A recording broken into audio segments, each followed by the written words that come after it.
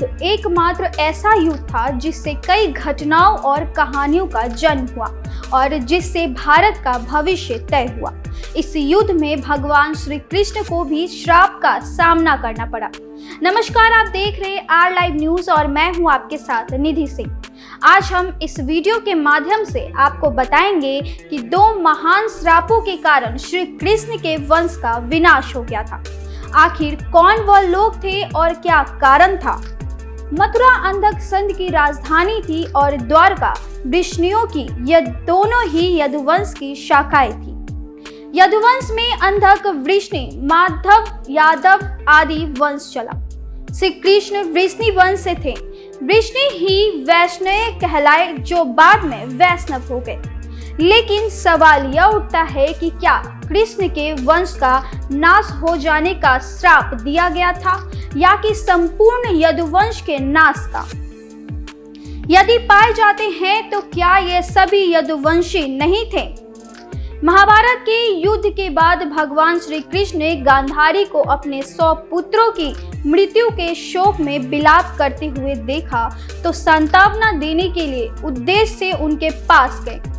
भगवान श्री कृष्ण को देखते ही गांधारी ने क्रोधित होकर उन्हें श्राप दे दिया कि तुम्हारे कारण जिस प्रकार मेरे 100 पुत्रों का नाश हुआ है, उसी प्रकार तुम्हारे कुल वंश का भी आपस में एक दूसरे को मारने के कारण नाश हो जाएगा।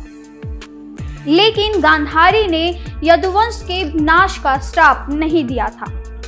एक दिन अहंकार के वश में आकर कुछ वृष्णियों वंशीय बालकों, जिनमें कृष्ण पुत्र सांब भी थे, दुर्वासा ऋषि का अपमान कर रहे थे।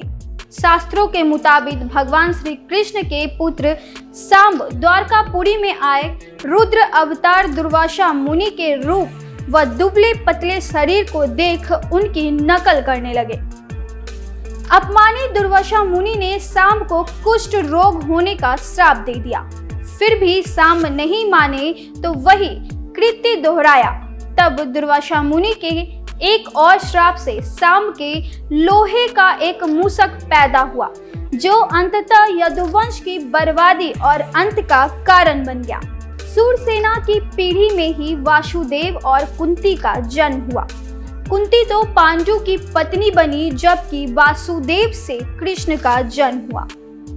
इससे संबंधित दो कथाएं हैं। पहले कथा के अनुसार एक दिन अहंकार के वश में आकर कुछ यदुवंशी बालकों ने दुर्वासा ऋषि का अपमान कर दिया।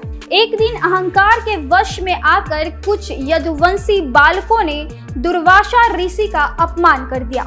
इस पर दुर्वासा ऋषि ने श्राप दे दिया कि यादव वंश का नाश हो जाए। उनके श्राप के प्रभाव से पर्व के हर्ष में उन्होंने अति नशीली मदिरा पीली और मतवाले होकर एक दूसरे को मारने लगे। इस तरह से भगवान श्री कृष्ण को छोड़कर एक भी यदुवंशी जीवित न बचा।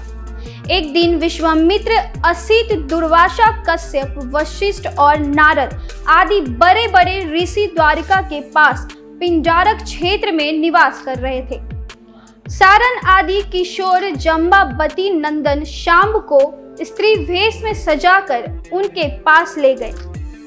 ऋषियों से मजाक करने पर उन्हें क्रोध आ गया और वे बोले, श्री कृष्ण का पुत्र सांब वृष्णि और अंधक वंशी पुरुषों का नाश करने के लिए लोहे का एक विशाल मूसल उत्पन्न करेगा। केवल बलराम और श्री कृष्ण पर उनका वश नहीं चलेगा।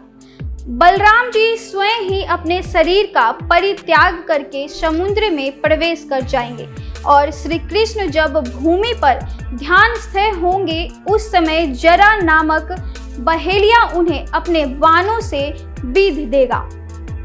मुनियों की यह बात सुनकर वे सभी किशोर बहुत डर गए। उन्होंने तुरंत सांब का पेट, जो गर्भवती दिखने के लिए बनाया गया था, खोलकर देखा तो उसमें एक मूसल मिला। उन्होंने राजा उग्रसेन सहित सभी को यह घटना बता दी। उन्होंने उस मूसल का चूरा चूरा कर डाला तथा उस चूरे व लोहे के छोटे छोटे टुकड़े को समुद्र में फिकवा दिया, जिससे कि ऋषियों की भविष्यवाणी सही न हो।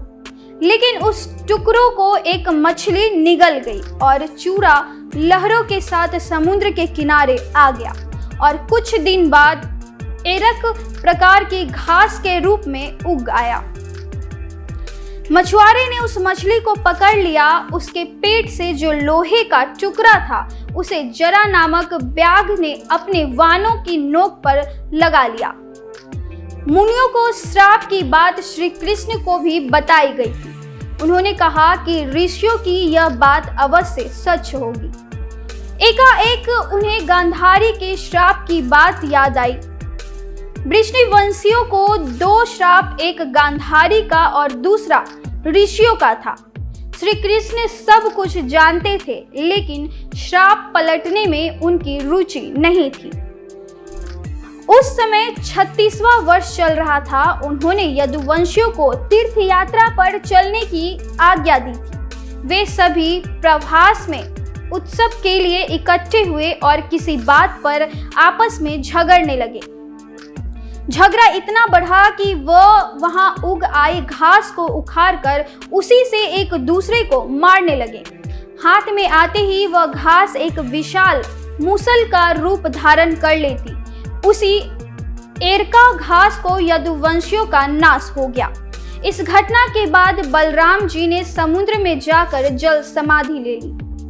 भगवान श्री कृष्ण महाप्रयाण कर स्वयं धाम चले गए, जहां के विचार से सोमनाथ के पास वन में एक पीपल के वृक्ष के नीचे बैठकर ध्यान स्थिर हो गए।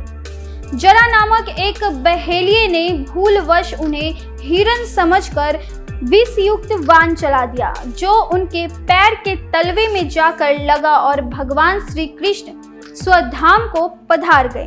इस तरह गांधारी तथा ऋषि दुर्वासा के श्राप से समस्त यदुवंश का नाश हो गया और ऋषियों द्वारा दिए गया श्राप की इस मूसल से सभी मारे जाएंगे वह भी पूरा हुआ, क्योंकि मछली के पेट में मूसल का एक टुकड़ा था जिससे जरा ने अपनी तीर बना लिया था। तो यह थी पूरी कहानी ऋषि दुर्वासा और गांधारी का श्राप की, जो कि इसके कारण पूरे यदुवंशी कुल खत्म हो गया। ऐसी और भी तमाम अच्छी कहानी सुनने के लिए हमारे चैनल के साथ बने रहें और चैनल पर नए आए हैं तो उसे लाइक, शेयर एंड सब्सक्राइब जरूर करें और कमेंट बॉक्स में अपनी राय को जरूर दें। धन्यवाद।